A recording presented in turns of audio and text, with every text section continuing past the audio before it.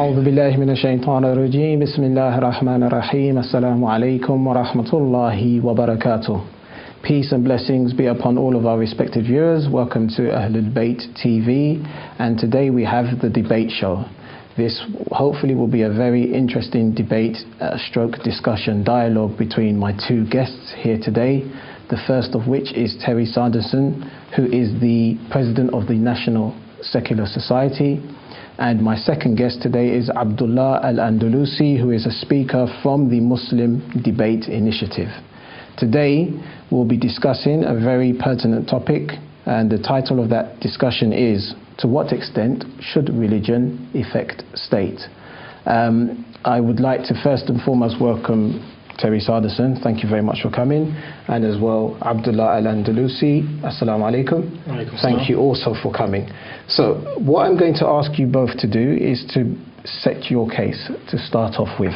So if we can ask you, Mr. Sanderson, Terry Sanderson, to go first. To what extent should religion affect state? Well, it depends whether you're talking about a religious organisation or a religious person, and I think there is a difference, because if you take a religious organisation or a particular faith that gets political power and gets a lot of influence in the state, it tends to move away from its real purpose of salvation and saving souls and becomes politically ambitious. And I don't think that's healthy for society or for the organisation itself or for the people who follow that organisation. But for political people of a particular faith, I think it's okay to be involved in the state. In a democracy particularly, I think everybody is entitled to be involved in politics and policy making. So if you are a religious person, you have as much right as anybody else to be involved in politics and to bring your faith with you and to make your decisions within that political system based on your faith. But you've got to allow everybody else the same opportunities, and unfortunately when one particular faith becomes powerful, it tends to start to exclude believers from other faiths. So there are dangers, I think, in allowing religion too much influence on faith. I think religion should have as much power as any other interest group. That is to say, it should be able to lobby, it should be able to make its case in the media, it should be able to talk to politicians, but it should not have direct power to influence political decisions. That should be left to elected officials and elected politicians. And that's why I think a secular state is safer than a religious state. I think it's safer for everybody, particularly minority religions. And we see in the Muslim world now huge conflicts over whether a state should be secular or whether it should be religious. And what's panning out in Turkey and in Egypt at the moment is that very debate. I think it's very important that it is resolved towards a secular society. And I think religious people sometimes are suspicious of secularism. They think it's atheism and they think it is a threat to their beliefs. Well, that isn't actually true. Secularism is there to ensure that everybody is safe and that no religion can take power and persecute people who don't follow that religion. So I think secularism is a good thing for everybody, and we should welcome it, not fear it. And particularly religious people who think that it is atheism, that it is something that will interfere with their faith, should be reassured that that's not what secularism is about.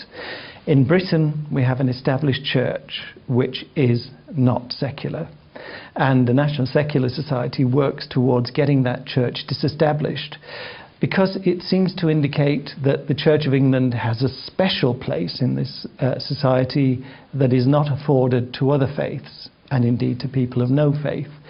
So I think it's time now, because Britain is such a multi-faith society, a multicultural society, that the Church of England takes its place amongst those other faiths as an equal, not as a superior. Secularism can achieve that and can keep the state safe from ambitious religion.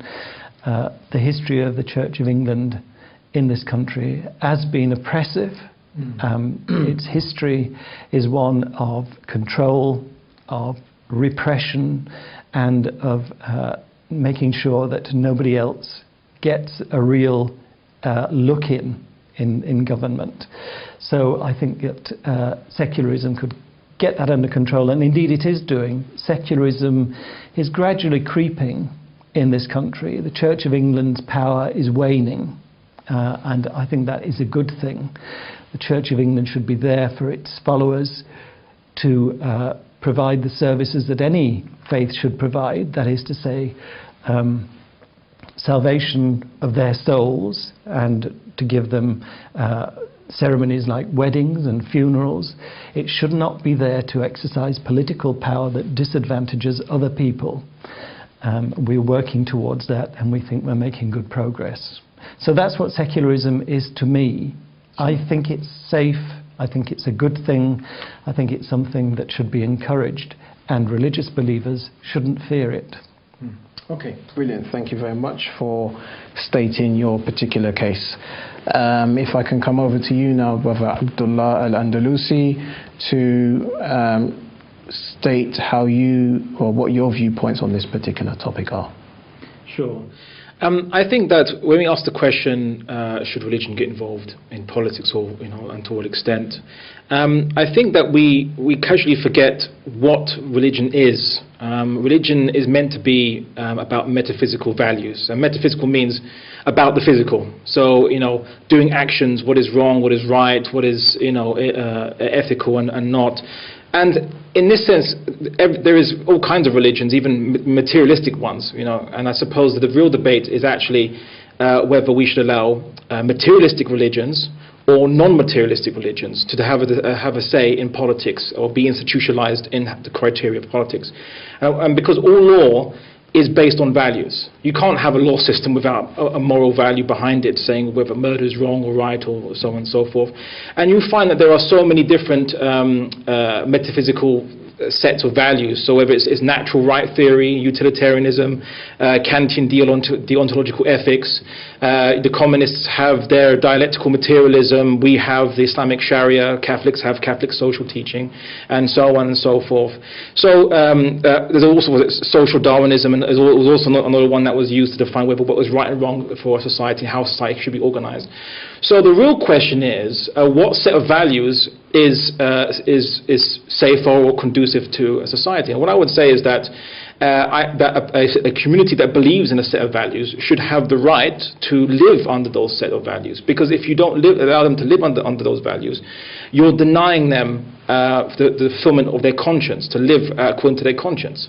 And you're actually imposing your own values. So what I find that in the West, the state is not neutral, never was neutral. Values have been redefined according to secular humanism. So secular humanism, I believe, is the preeminent set of values that says what is right and what is wrong. So I'll give you an example.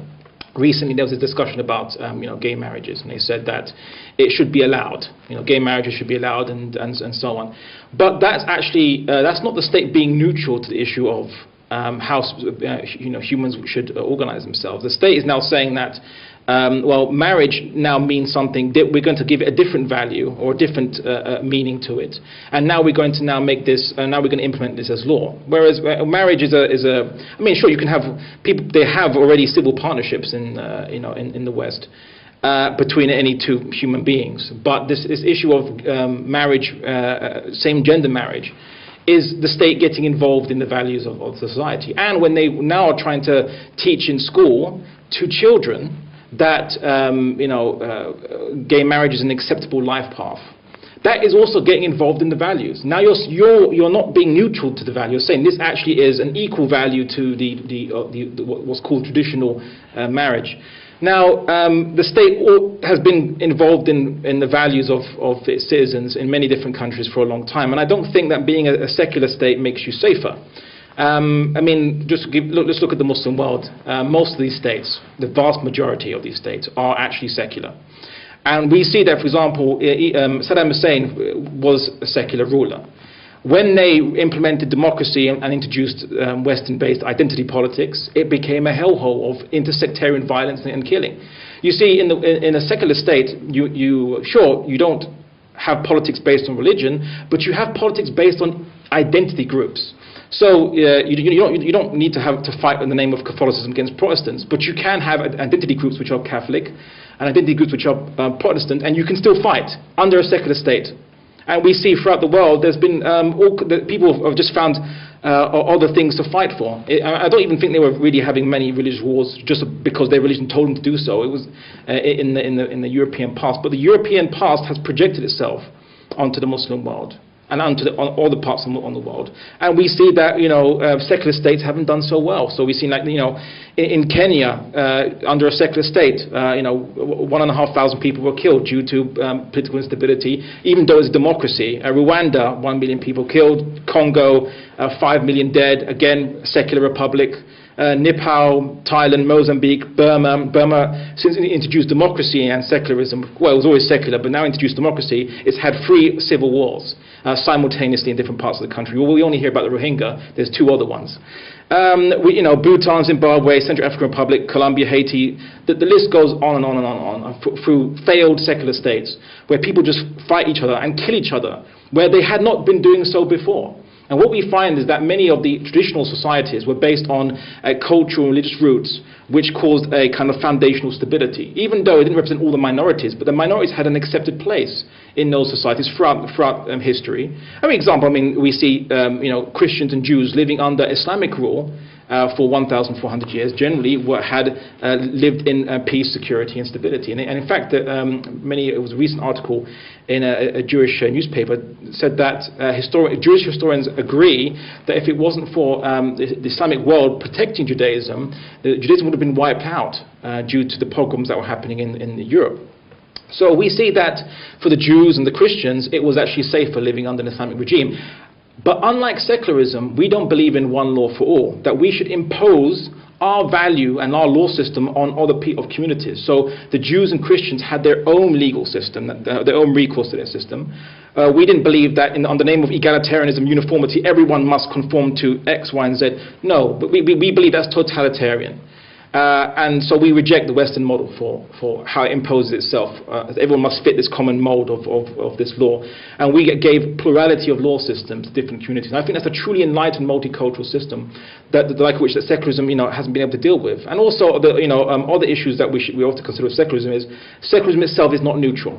It has borrowed about 3 concepts from religions or spiritualities. One is the concept of free will, that humans have free will. Where did it get this from? A materialistic-based philosophy does not believe in free will. You can't justify by naturalism why we have free will. That was borrowed from Christianity and then obviously continued on until now. The belief in equality. We're not equal. We have different intellects, different abilities, different genetic fitness. As individuals. So who is saying that we are now equal? Again, this was borrowed from Judeo-Christian past in Europe, whereby we're all equal in the eyes of God, at least initially. And then obviously if you do sins or not, that depends, that might change your status. And of course, a lot of the morality and tradition is borrowed from that Christian past, which secular states implement today, such as incest is prohibited under law. That was from a Christian law. Marriage between one man and one woman, you can't have polygamy. That's also from a Christian basis. Adultery is wrong. And although it's not banned anymore under law, but obviously in divorce proceedings, it does matter if something was committed, if adultery was committed or not.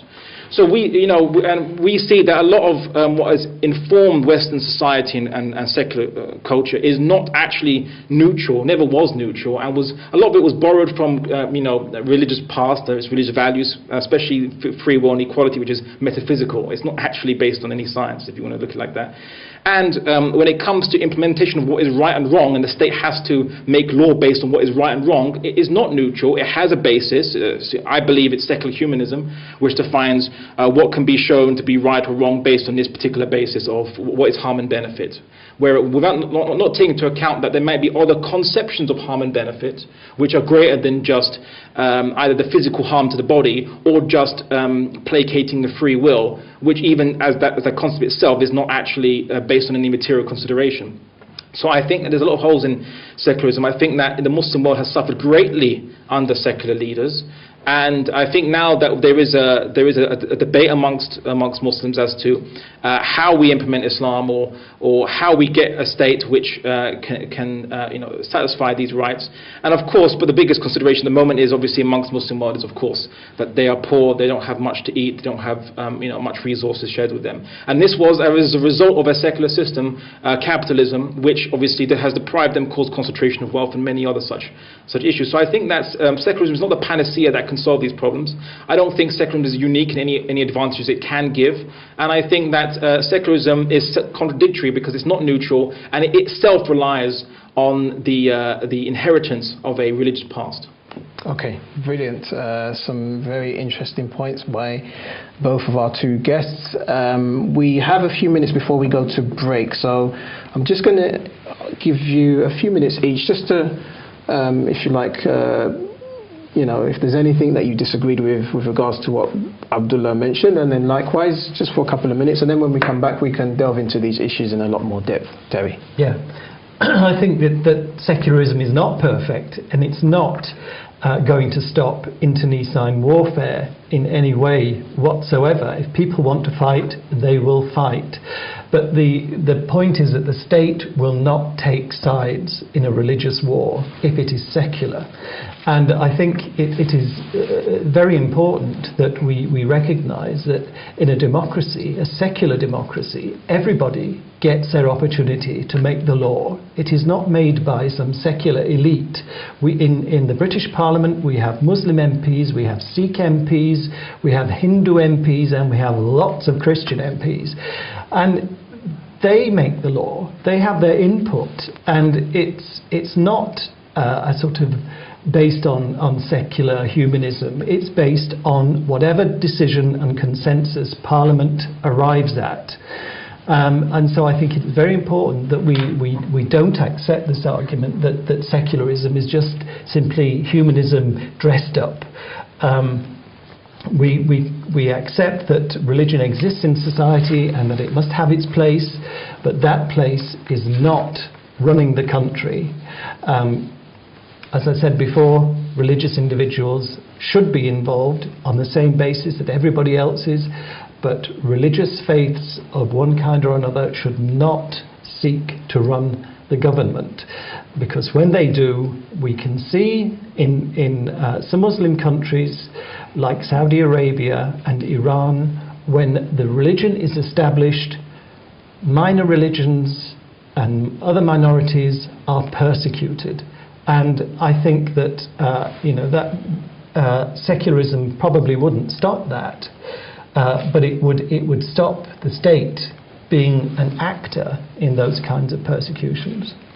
Sure. Well, I mean, I think that when we look at, like, just take for example Burma, the secular state is an actor, is involved with supporting one ethnic group, the ethnic group that supports it, and generally states always will support the majority ethnic group that kind of gives it its power, and then it will oppress minorities. I think when you say that secularism won't stop warfare, and then what's the point of secularism? So if it doesn't stop warfare, if it doesn't stop these problems, then why use it? It's just almost like we just want to use it just because it's fashionable, or just because Europe has a traumatic past with religion. But I don't think we should generalize the European experience to make it global, because I think that Europe had a bad experience, and I don't even think that was because of its religion. I think it's just because of a general decline and malaise in thinking. It can be explained by sociologists, not by the Catholic Church. Some of the great scientists that developed and pushed forward the Renaissance were practicing Christians, and the church wasn't as prohibitory as people make it out to be. So I don't think that that's the case. And if you look at how politics are in secularism, for example, let's take America. We have the American Christians, evangelicals. They're very strong in their faith, and they don't believe in abortion. But they can't say in public, they can't make a political argument saying, look, there's enough of us here, this is democracy, we want to ban abortion because it's against God's will. They can't say that to table that law in the Senate. They can't do that. They have to say, it's pro-life. They have to invent some other excuse to say something that they really want to say, but they can't say it in its true form. So it makes religious believers into hypocrites, so to speak, because we have to say, kind of argue our case, but use a different argument, not from the one that we actually believe in, but another argument just to get it heard, because it won't be heard if you actually table it as, these are my spiritual values, and I think these spiritual values are strong enough to compel me, with a majority of people in a democracy, to push through these laws. And if there's enough people in America wanted to, let's say, for example, ban homosexuality or ban whatever, it wouldn't pass because it goes against the liberal ideological basis of America. So it's not about anyone in that society can, as long as you've got enough people behind it,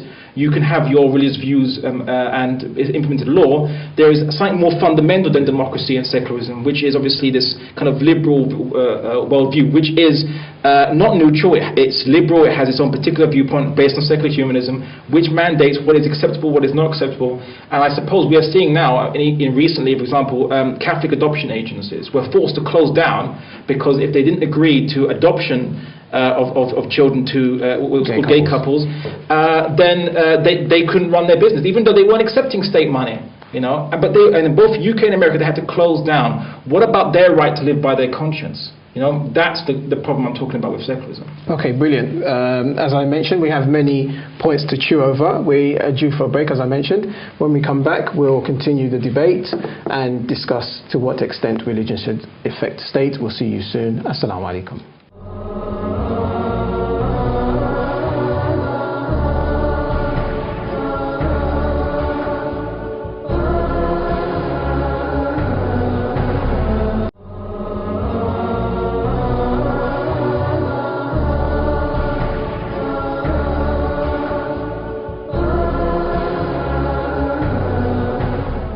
Assalamu alaikum. Welcome back to Ahlul Bayt TV, the debate show with our guest Terry Sanderson, who is the president of the National Secular Society, and Abdullah al Andalusi, who is the speaker from the Muslim Debate Initiative. We are discussing tonight what extent religion should affect state.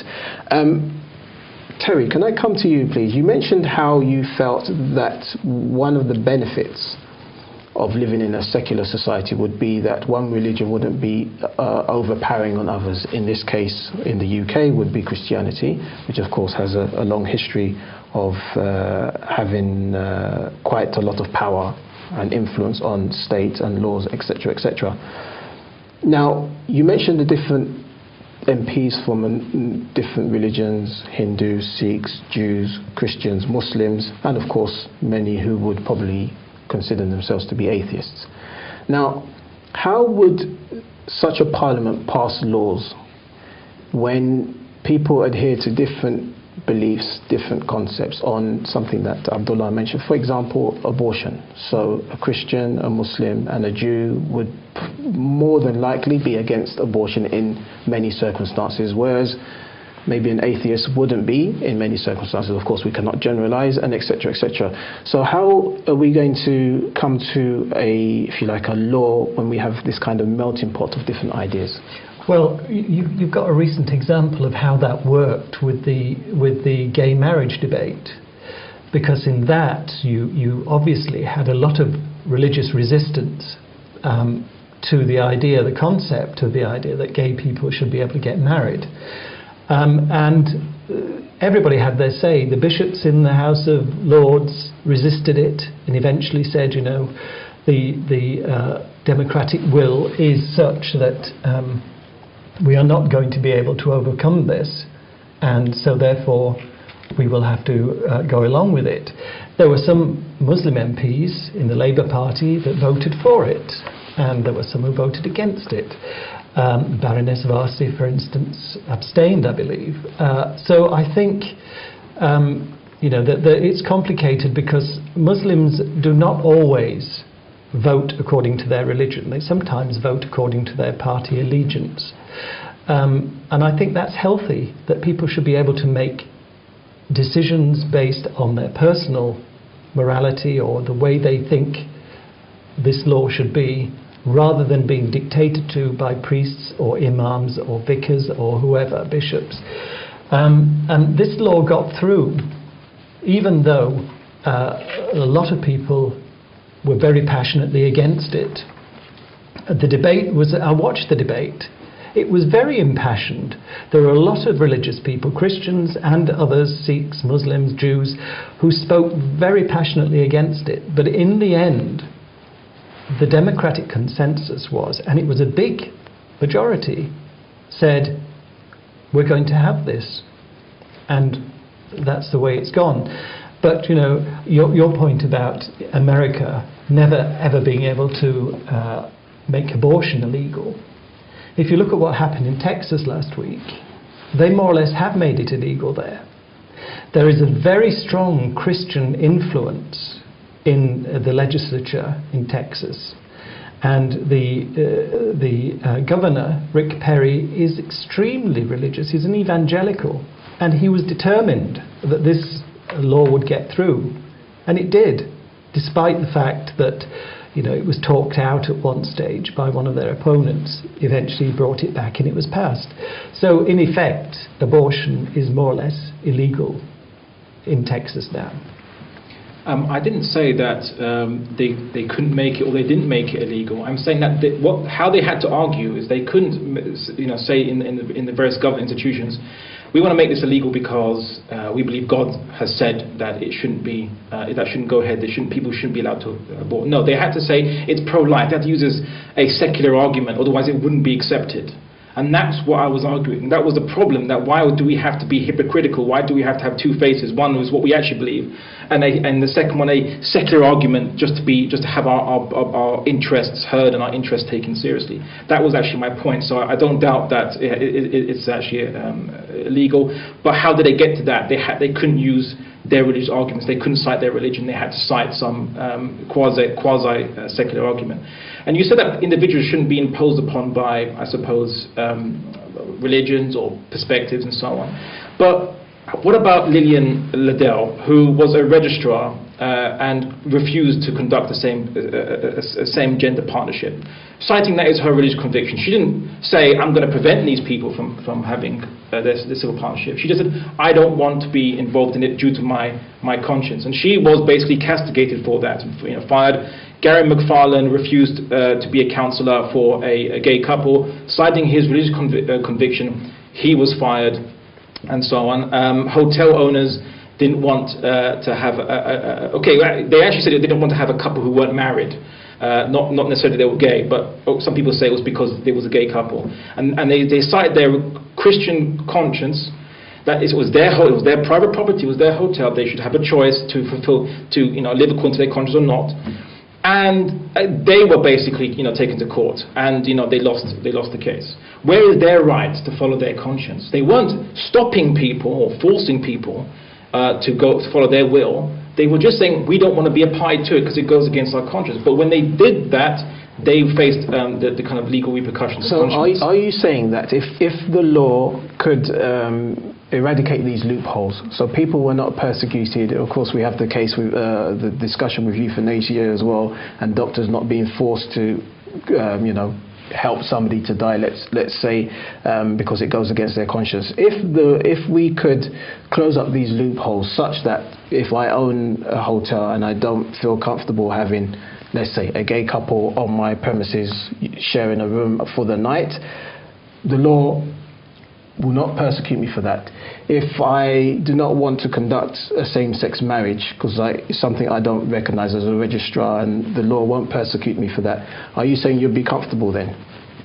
I'm saying that liberalism tried to implement a very individualistic kind of way of life, where people would just focus on, as long as you didn't harm anyone individually, you don't have to give anyone something you don't feel like doing. It's libertarianism, a kind of an older form of liberalism. But because of the kind of the social injustices they witnessed in that, they had to kind of revamp that and invent kind of social liberalism, where there's a hands-on, where the state gets involved with citizens and manages in a identity politics and interest groups and ensures that X, Y, and Z identity group must, I'll give you an example. So in 100 years ago, everyone was equal in marriage. And what I meant by that is a man or a woman had the equal right to marry someone of the opposite gender, irregardless of whether they were gay or straight, or whatever you want to call that. But now they say, oh, there's an inequality, whereas back then they would have said there's total equality. Everyone has exactly the same right to marry someone of the opposite gender, irregardless of your sexual preferences. We don't look at that. We just look at you have all equal rights.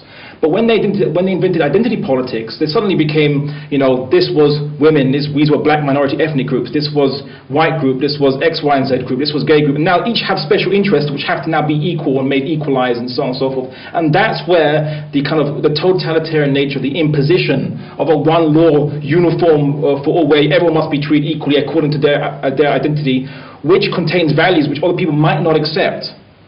And then it became imposition on people. Then people were forced to either you do this or you will lose your job.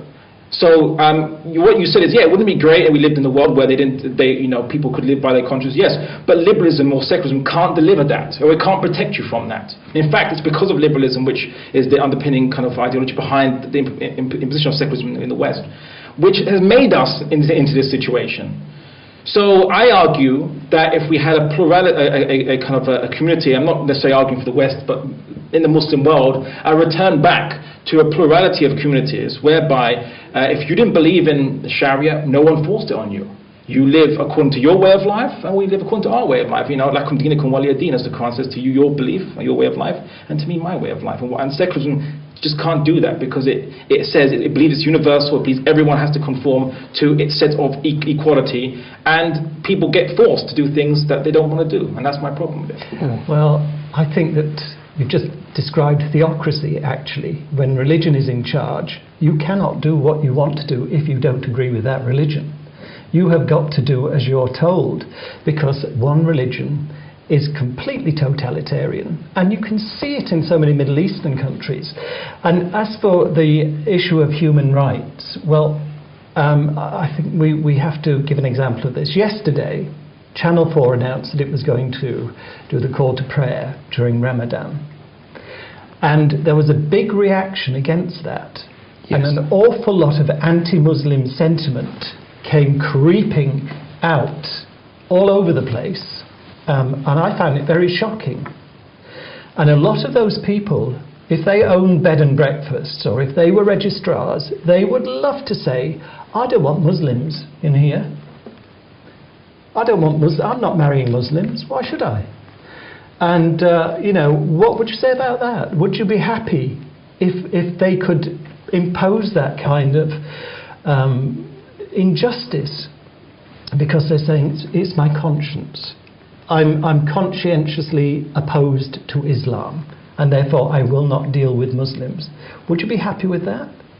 Well, firstly, I think in practice, if a person's against Islam, doesn't mean they're going to hate Muslims per se. But the reasons we see people hating Muslims are secular reasons. This nationalism, this idea of country taken over by immigrants, or this kind of fascism, secular ideologies. You can be secular and be a racist. You can be secular and be a fascist. Can you be a Muslim and be a racist? No. You can't be Muslim and you can't be fascist either. You can't be a Muslim and be racist? No, because you'll be contradicting the values of Islam. Well, I would, correct me if I'm wrong, but I would like to maybe rephrase that statement, and I would put it like this and say that Islam is actually colorblind, so I agree with you, but Muslims definitely are not. Okay, what I meant is it's not that there's a magical force field that prevents you from being. No, what I mean is that you can't be consistent and be a Muslim and be racist. You can be a consistent secularist and be racist or fascist. So the Nazis were secular, and there was no problem with that from secularism. They were acting under the national will, national conscience. They had a materialistic based ideology based on race, and secularism doesn't prevent that, doesn't stop that. Secularism doesn't say no, that's against secular values, because they didn't say we must implement Christianity. They didn't say that at all. They said we must implement the national will, national socialism, so on and so forth. So secularism is no protection That's not secularism. It's convenient. Nazi and communist ideologies are quasi-religions. They have, the leader who must be obeyed. They have the holy writ that must be adhered to. They're not secularism, and they're not democratic. They're totalitarian, as you say. And I don't think you can equate those kind of regimes with the secularism that is practiced in Europe now.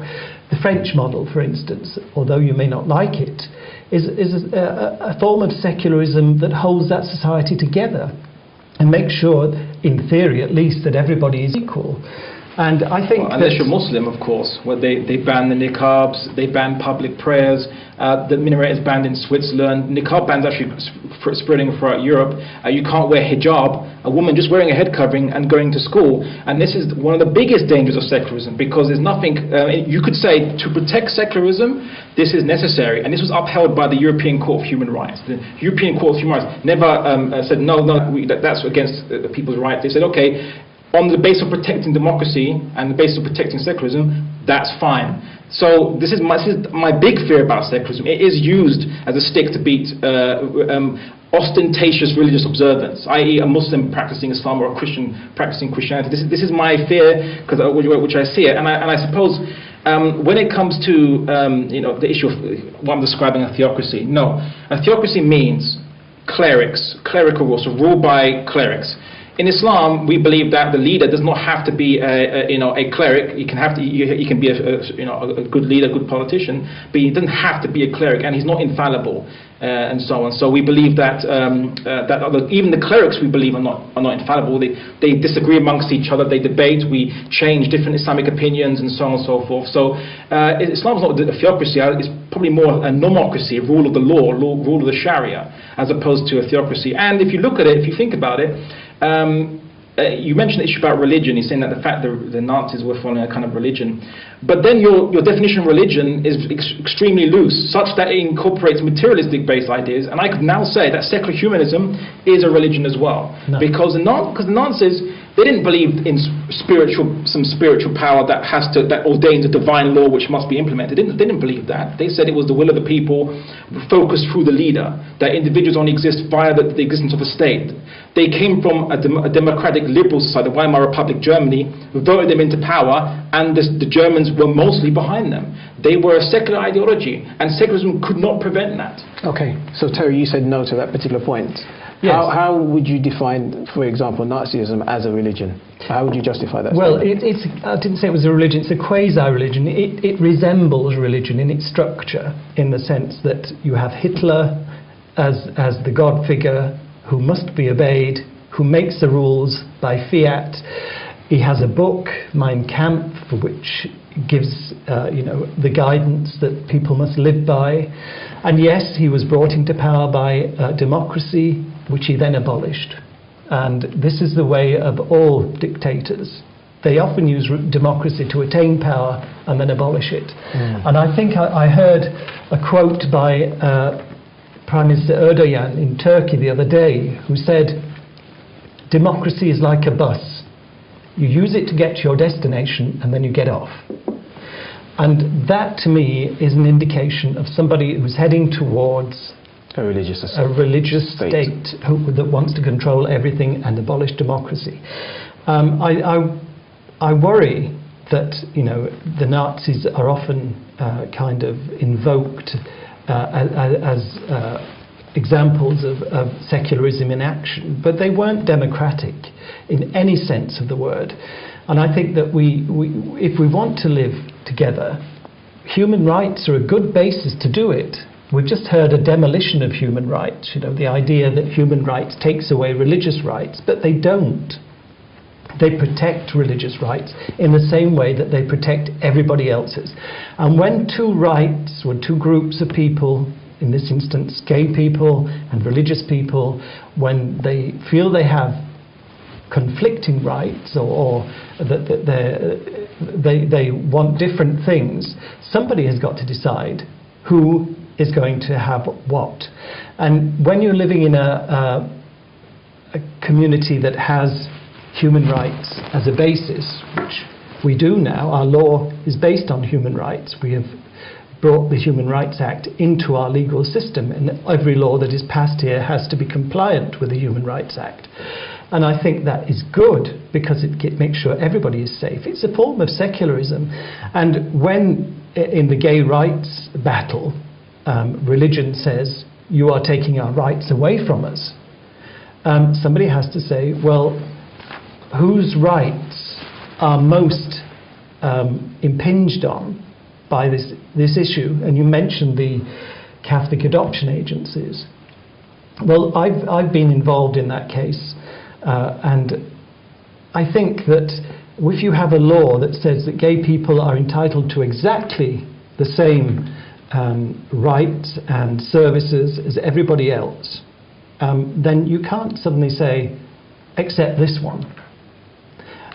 If you start making those kinds of exceptions, eventually the human rights will mean nothing, because there'll be so many exemptions from it that people will just say, it doesn't mean anything to me. My rights aren't protected. There are so many exemptions for religious groups that, you know, I'm not protected at all, really.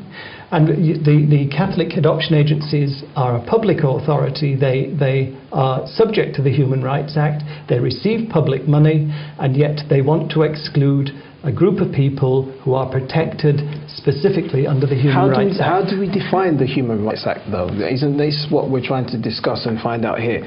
Is it left to secular government? I mean, you both cited the example of the hijab ban, niqab ban in France, in public places, etc., etc. How do we establish who sets the authority, or who is the authority? Is it religion? Is it religion plus secular beliefs? And then what happens when there's this diversion? Well, the Charter of Human Rights was established after the Second World War because of what happened in Germany. A group of people, mostly I have to say Christians, got together and said, how are we going to stop this happening again? And they came up with the European Charter of Human Rights, which has served us very well. And it has stopped Europe becoming another sort of platform for fascism. I think we have to accept that not everybody is happy with human rights because they feel they're disadvantaged by them, but in fact they're not. Religious people are quite free to pursue their religion in any way that they want to within the law. But the law is that you cannot use your religion to disadvantage other people, and that's what's happened. I think the question is, who decides human rights is the interesting question. We see in Islam that in many texts by the Prophet Muhammad said that if two groups of people fall into dispute, then you refer to Allah and His Messenger. And in that society, then you know obviously who's the authority is Allah and His Messenger. And in any society, you just look when two people dispute, who's it referred to? And it's not the question, okay, so when two people's rights contradict, and they do contradict many times within liberalism, it's self-contradictory, I would argue. It's not whose rights are most impinged, it's whose rights are more important. And when we see is that in a secular society who does not give stock to religion, it's the more material consideration that always wins, and the religious side that always loses. And hence, secular humanism as a philosophy has become the de facto top dog of morality, of deciding what is right and wrong, I would say. When we look at, I'll give you an example. I mean, okay, let's look at public funding. So if someone receives public funding, they have to follow a certain obligation. But where does public funding come from? Our government. Where does money get it from? The people. So if I pay money to the government, that government has to represent me. As the Americans said, American founding fathers, no taxation without representation. Where is representation for the Christians and the Muslims and so on? Oh, they're not allowed it. They can't be represented anymore. But with their desires, that money must be spent on things that they don't even agree on. You see, I don't think that's entirely fair. But when we look at, well, if you go along that line of thinking, you're going to disadvantage, people who are, let's say, for example, in this particular example, was, let's say, people who identify as homosexuals. But I reject that discrimination.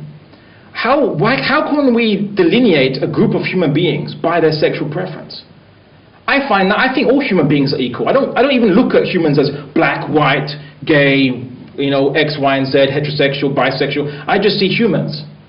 It's because we start with saying, right, you guys are now a special group, and now we have to equalize your interest, which makes you distinct, to everyone else's. Wait a second, forget that. How about we just equalize our common human interest and ignore the silly identity politics, which just cause us to fight all the time and to oppress each other and to deny each other, and just become a battle for privileges now. This is what society has become now, a secular society. And in the Muslim world, who does not have the more established institutions, it's become even more magnified, because it's new, and so we're fighting and literally going to war and killing each other based on this identity politics, which was borrowed from the West. Can I ask you, last week 3 young men were hanged in Tehran because they were deemed to be sodomites or gay people, as we would call it.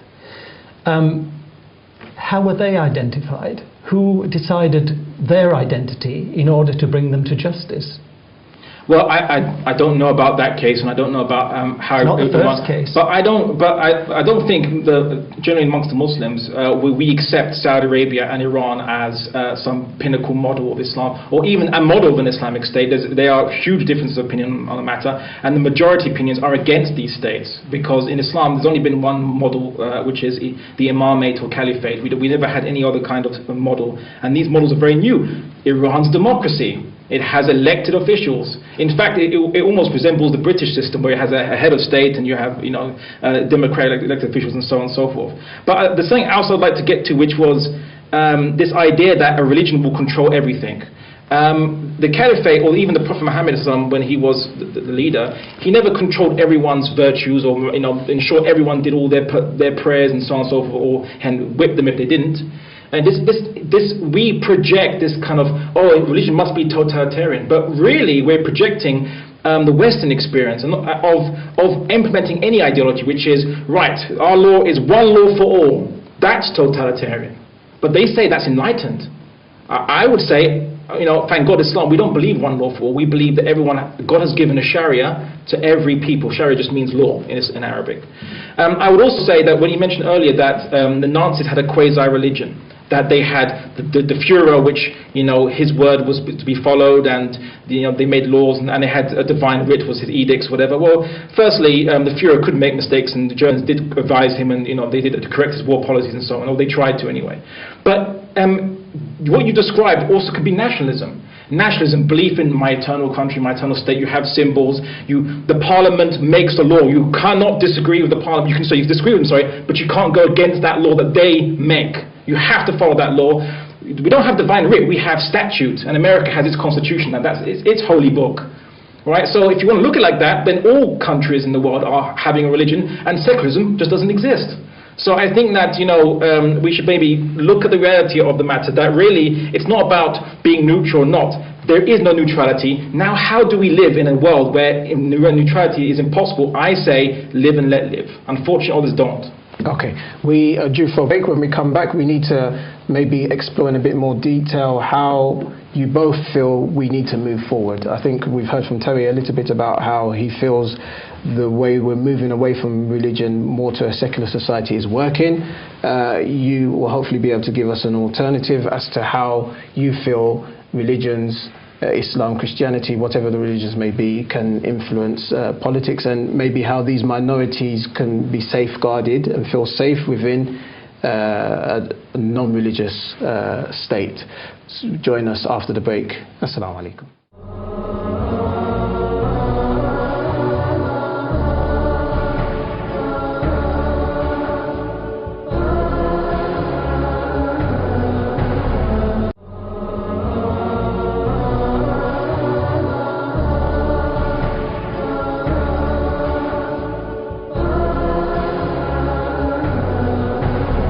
Assalamu alaikum, welcome back to Ahlul Bayt TV, the debate show. We are discussing tonight with our guest Terry Sanderson from the National Secular Society, and my other guest is Abdullah al Andalusi, who is the speaker from the Muslim Debate Initiative, and we're discussing to what extent should religion affect state. Now, just prior to the break, and by the way, this is the third and final segment of the show. Prior to the break, I mentioned how Terry has somewhat outlined, you may want to go into a bit more detail in a minute, how religions play a part in politics in this day and age, where he feels they're not totally excluded. However, there needs to be, if you like, an overarching authority which has to say what the law is. And sometimes that may fall on the side of religious groups, other times it will be against their particular beliefs. How do you feel, Abdullah, society, the UK, if you like, development of law should progress in such a way that minorities from a Christian, Muslim and other religions, how they can feel safe and secure within the UK? I think that, firstly, I'd like to say that a lot of people who are obviously campaigning for secularism or more secularism in the UK, obviously, a lot of them have very good intentions to see an egalitarian society according to their worldview. So I don't say that they're evil or they desire, something negative. No, they see it as justice. But I disagree with their conception, and I don't want to have that imposed upon myself. But I think if we look at, for example, let's say the current Islamophobia in the UK that's occurring, where is this coming from? And it's because some of the arguments I see from secularists is that, okay, this society used to be Christian, or was officially Christian with a lot of blatant Christian laws in its statutes. And when obviously Muslims came, and obviously Jews were here as well, it was said to them, it's unfair that you have laws which are for Christians, or at least based on Christianity, when there are other religions here like Muslims and Jews and so on, who don't follow those laws. And so in the name of egalitarianism and equality, we have to repeal those privileges. And when the Christian majority sees or saw that their Christian culture and privileges that they were enjoying were taken away by immigrants, because immigrants were coming, they started to hate the immigrants. And for example, there was this one case where they wanted to abolish in one town celebration of Christmas and establish a winterval. Okay, it wasn't that black and white, but the Islamophobes are saying, look, this is because of Muslims, and Muslims have to go out of our way to say, look, we don't care if you want to celebrate Christmas, we don't care if you want to have an official public holiday on Christmas, do it. Just we don't want to change anything. We're not offended by this. It's a Christian country. We understand that. We don't want to change it. But because religions or other religions are always cited to Christians saying you have to get rid of this, that privilege, because these other religions don't have the privilege, that makes them hate immigrants. That makes them think that immigrants are changing their state, when actually Muslims never called for any changes again, or Muslims have never called for abolishing Christian privilege at all whatsoever. It's always been secular groups, and that kind of gets us into trouble because people start hating us for merely just being different. Could it not be argued that the reason why some people, and I'm not saying it's a justification, but some people hate Muslims is because they see some of the actions, some of the viewpoints of some extreme Muslims, and they equate this to be Islam? Well, look at the media. Which society doesn't have criminals? Which society doesn't have extreme nut jobs and crazies? Every society does. They were condemning Muslims for paedophilia by some groups that were engaging in paedophilia, while Jimmy Savile's scandal was then. They didn't connect the two dots. Like, wait a second, maybe paedophilia and criminality is universal. Like every society suffers from that problem, suffers from violence, suffers from terrorism, and so on and so forth.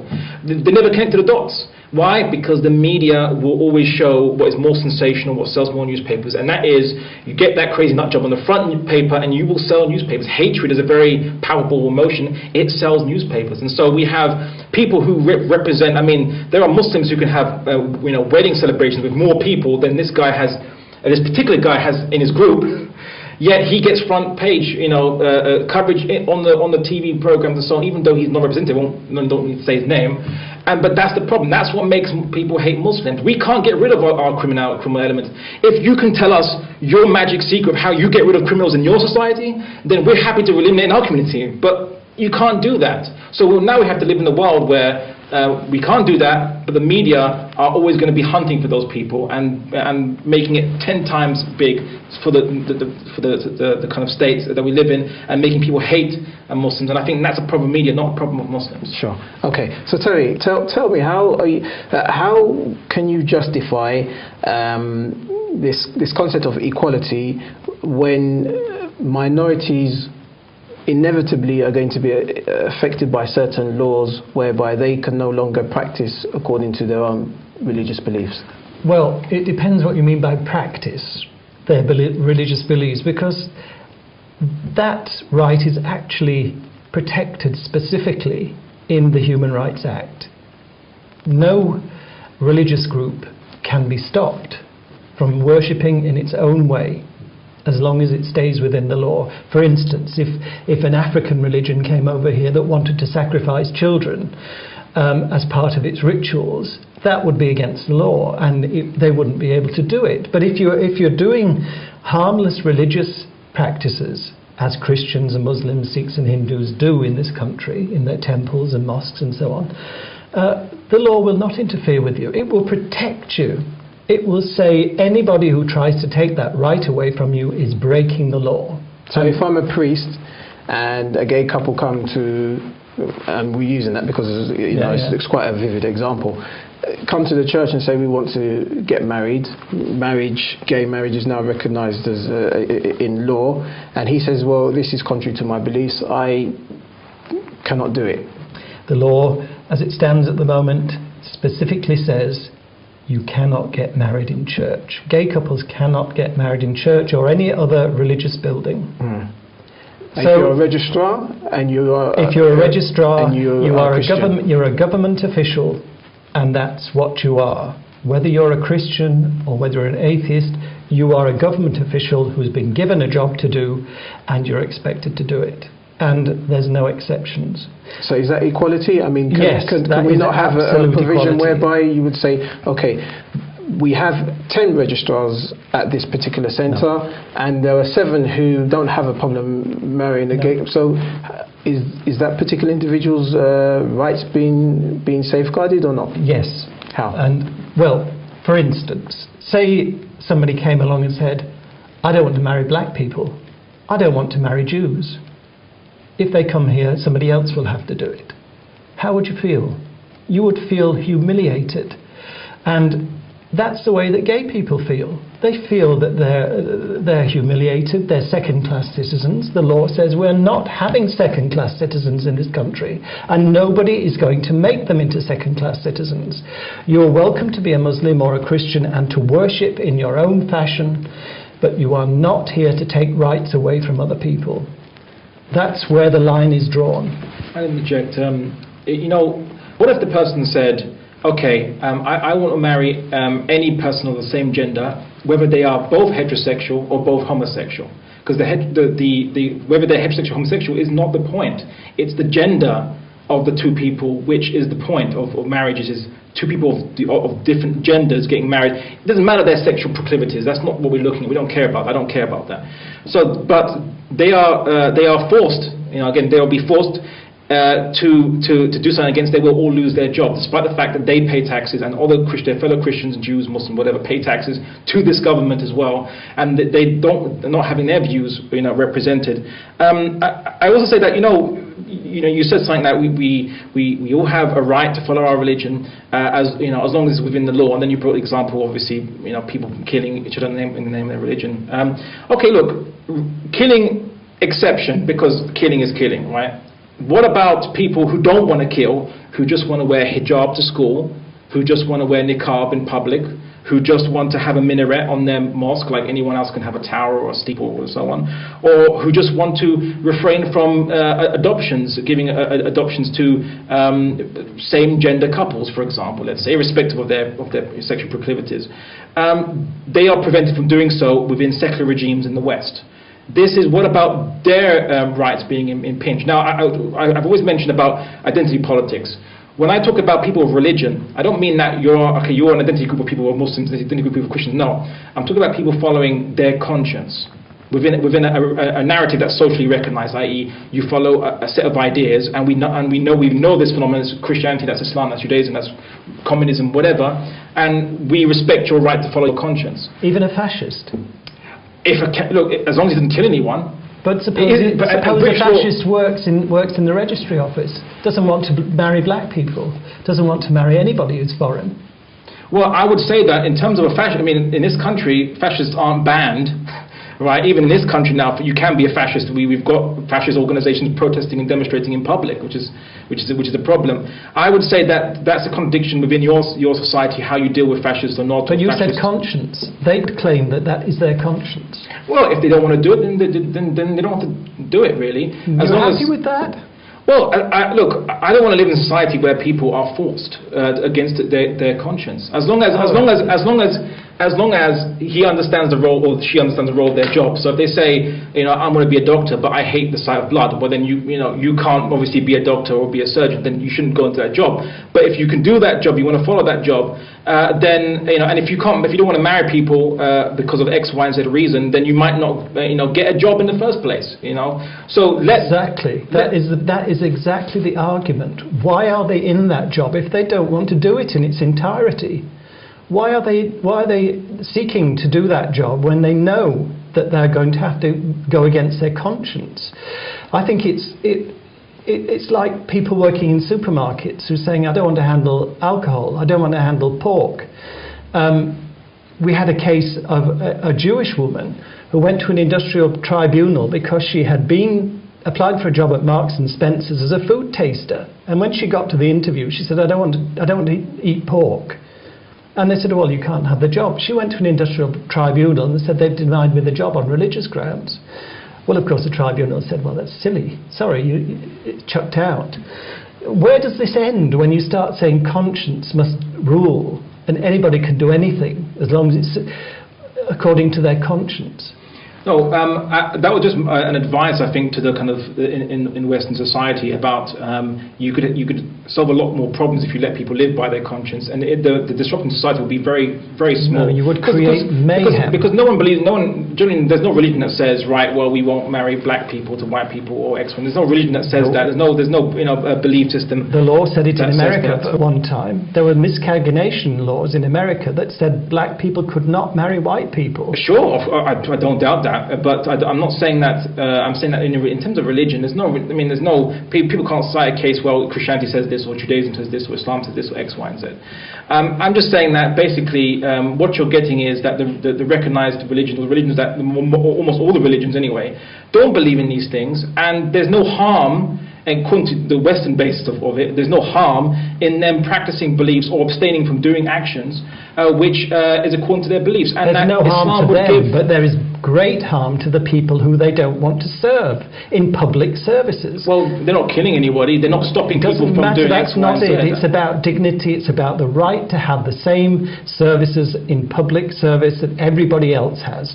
And if you're saying some people can't have them, then that is gross discrimination. It puts people at a disadvantage for no other reason than they are who they are, and I don't think you can do that. Once you go down that line, you bring all kinds of injustices forward, and you might find yourself on the receiving end of it. Well, so here's the problem. You say that now dignity is a harm. So now we've moved the barrier for what is the goalpost for what is harm to now dignity. And I could say that a Muslim woman who's forced to go to school without the hijab, she's being treated in a humiliating manner. Or a Christian person who, or hoteliers who own a hotel and are forced to give their rooms to people, to a couple, a same-gender couple, against their religious convictions. They're being humiliated. So then, whose humiliation is more important now? And then there's going to be someone making that decision, and it will always go along the lines of the secular side. I suppose you asked the question about what is the alternative, and I said for Western society, I think that they have a lot of soul searching to do with their very fundamental values in their system. What I would say for the Muslim world is that to re-implement a system that worked fine for over 1,000 years, which is each community had a recognized law system that they were under. So Christians could drink alcohol in Islamic lands because we didn't expect Christians to follow Sharia. You see, a Muslim would think, if I see someone drinking alcohol on the street, that's an indignity to me. We say, no, we understand they have their belief, so we give them a scope, an area for their belief, and they can have full religious observance and practices. And any court cases, they could have their own law courts, their own Jewish courts or Christian courts, and so on and so forth. And this kind of plurality is denied people in the West. I don't think the West knows how to be fully pluralistic, and I think maybe they could learn something from Islam as to how you can manage a truly multicultural society which has that pluralism and facilitates people to actually live according to the conscience of, at least of their community, community groups which they live amongst. Okay, I'll come back to you in a minute, Terry, if you don't mind. But on that particular point, I mean, we can even cite examples today in Muslim countries. You mentioned Christians, they are allowed to drink alcohol. Even if you go to Muslim countries today, especially very strict conservative Muslim countries, you have compounds where foreigners are allowed to drink alcohol. However, I do remember a couple of cases where in one of these Muslim countries, somebody was actually taken to court for drinking alcohol in public. There was another incident where there was a couple indulging in some sort of sexual act I think it was in the back of a taxi or something. But the point here is, religion from an Islamic perspective here is playing its role, is imposing its kind of beliefs on a minority who maybe act according to a different moral framework. So why is that any different from us Muslims or Christians, whoever, living in the West, who have to abide by the law of the land, which may have more of a secular influence? Okay, well, I think if we look historically at how that system worked, what you had, for example, is there were areas whereby, there were, for example, Jewish and Christian quarters of cities. So the whole quarter of a city would be Jewish area or Christian area. And of course, people can go in and out of it. But when you go into that area, you know that it's not on the Sharia. You can't force people to follow the Sharia, and they can basically do any activity that they wanted, which would be a affront to a Muslim if it was Muslims doing it. So we even allowed them areas whereby we didn't say, oh, you're in ghettos, you'll be ghettoization, you must split out, integrate. We didn't say that. We didn't enforce assimilation on these groups. We say, you know what, you can thrive as a community who naturally wants to congregate together and live according to whatever they want to live in their area. And each part of the city almost decided to specialize in certain industries. So, for example, metalworking or jewelry or what have you, or textiles. So this is how it worked. But there is something fundamental within Islam, which is a non-imposition of your beliefs on other people or causing damage. And when you go out into public, and for example, let's say if you go into public and you do a lewd act in public, according to Islamic principles, this is an imposition of your what you want to do in society, because you're doing it in public, it's visible. Now, even in the UK, there is public decency laws, again a relic of their Christian past, which they've kept.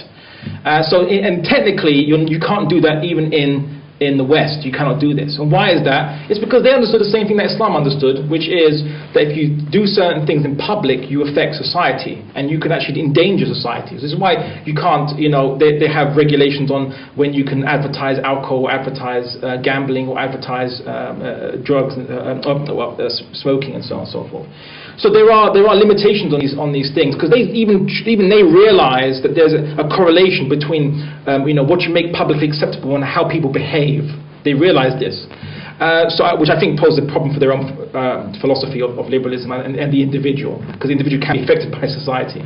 But I want to go back to something else, just very quickly. Okay, sure. The issue of marriage. I mentioned that marriage is a traditional value that was taken from the past.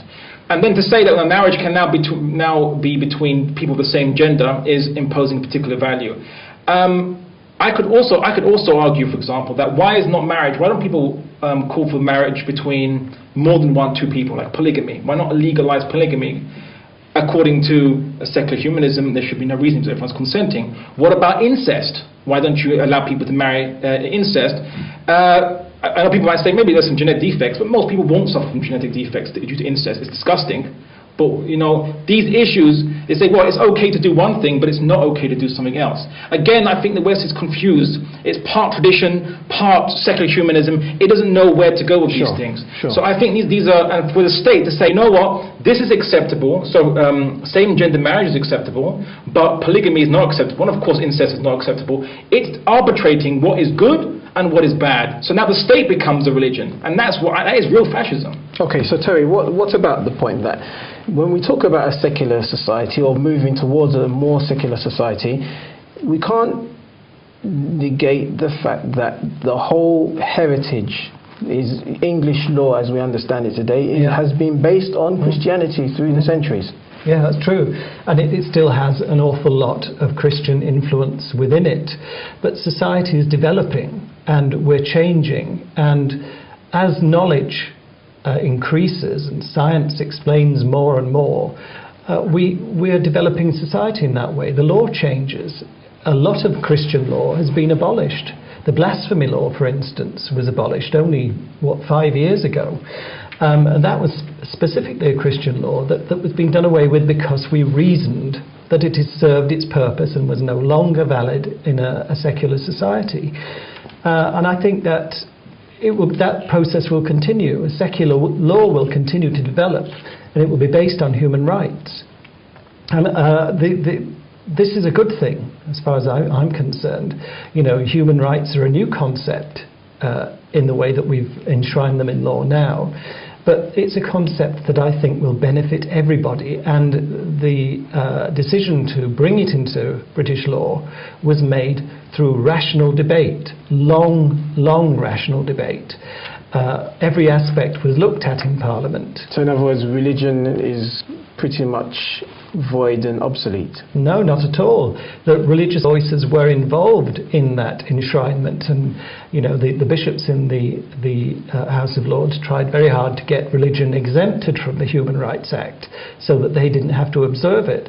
But that failed because Parliament recognised that if religion was exempt, it would mean nothing. The whole act would be meaningless. So religion was brought within the ambit of that act, and they were told, you will have to behave and abide by the same laws that everybody else does. And I think that is a wonderful thing, because their rights are protected in the same way that everybody else's are, and then they do not have the right to take other people's rights away from them. But there are new blasphemy laws. The incitement to racial hatred, yes. Incitement to homophobia, for example. These are the new sacred religions, or at least the sacred values which can't be contravened by one's tongue. Yeah, and I have to say that we did oppose them. We have tried very hard to protect free speech from that kind of legislation. It was brought in at the behest, I have to say, of religious people. Who thought that their beliefs needed extra protections. Homophobia as well? Yes. Well, once you started protecting religion from criticism, then you have to protect homosexuals from attacks by religion. So it's it's not a good lane to go down. We have to be careful with that. Well, I mean, all I can see from what I see from secularist campaigners is that they don't talk about it's wrong to have racial hatred laws or it's wrong to have incitement to homophobia. Rather, all I heard them cause a kerfuffle over was when England was considering religious hatred laws, incitement to religious hatred. And so they kind of they stop short of actually saying, well, you can to incite hatred against religion, to saying you can't attack somebody for a religious reason, so because they're part of a religious group. And you can't attack an individual because they're part of a religious group, but you can attack a religious group, and you can incite in terms of inciting hatred against it, which is why we see fascists exploiting this loophole, inciting hatred against Muslims. Of course, that you can't incite hatred against Jews or Sikhs because they recognize as a race. So they that's why we don't see it's not that much controversial, but because they say Muslims are not a race, they're a religion. It's open season, and now we're having a situation whereby 50% of mosques in the UK have been attacked and vandalized due to this hatred. What caused the hatred of Germans in the Weimar Republic, leading to obviously the rise of the Nazi Party? It was all this incitement to hatred. Liberal philosophers have realized from back then that there is a correlation between public speech and what people do, and you can incite people to do something, and that has a knock-on effect. So to say we should have an open door policy that you can cite whatever you want is also dangerous, because that's exactly what led the Weimar Republic of Germany to then not being able to prevent the Nazis' hate-filled propaganda from stirring the Germans into obviously a very, very nasty situation. But I guess I wanted to point one thing you said. You said that we have a lot of Christian legacy laws in the UK, and as society goes on, we will abolish them. Will we abolish laws that respect free will, considering that scientists are unable to find any proof of free will, and Sam Harris, a famous atheist, is also, and a neuroscientist, is saying that there is no free will, we're just kind of automatons, so why should we have freedom in that sense in the first place? It could be the question. And is not incest a Christian legacy law, which should be abolished, and we should allow incest now, as long as maybe they take precautions or genetic tests or whatever, but shouldn't we allow incest now? What would be your answer to those questions? Well, there is an argument that, yes, incest laws should be abolished. I don't think they should be, because of genetic reasons. I think the genetic dangers are greater than you think, and also the emotional damage that could be done to individuals and to their families. So let's say, and forgive me for stretching out this scenario, but let's say you have two consenting adults, a brother and a sister, who do not want to reproduce, they just want to have fun, and they use protection. Under those circumstances, what would you... I think if they did it in private and nobody knew about it, the law could not act. Sure. But if they were caught, then the law would act, and I think the law should look at them compassionately. It should look at them as individuals with a problem, and there shouldn't be punishments for them. There should be treatment. Sure. And I but think in terms of the particular act itself, it's not something that you would condone. No, I wouldn't. But I'm not a lawmaker, and I'm not in that situation. But I think you have to have compassion when situations like that arise, and the law can be very heavy-handed with that kind of thing. Okay, we've unfortunately run out of time, but I need to give you both just a couple of minutes just to round up your particular position on this topic that we've been discussing tonight. To what extent should religion affect state? Abdullah first, please. Okay, well, I think I want to point to the issue that in the West, a lot of the institutions have worked generally well in keeping stability in society due to a very long-standing existence of tradition, which stabilizes the Western society. Not secularism, because every time we see secularism being implemented in other countries around the world, a lot of these countries, you see factional interfighting, we see political corruption, we see horrific deaths, massacres, even genocides. And so I think secularism doesn't offer any kind of protection. It doesn't prevent wars, as considered by my colleague. And when you try to apply it, it ends up being for the side of kind of materialist, based values, and which disadvantage people who follow spiritually based values. And I think that kind of discrimination, and its desire to impose this of one law for all, everyone must fit this uniform mold, I think is quite alarming. And we see that a lot of the situations in Europe now is where religious believers are being coerced, forced, and having beliefs against that they don't believe in or subscribe to, coerced upon them, or they suffer consequences.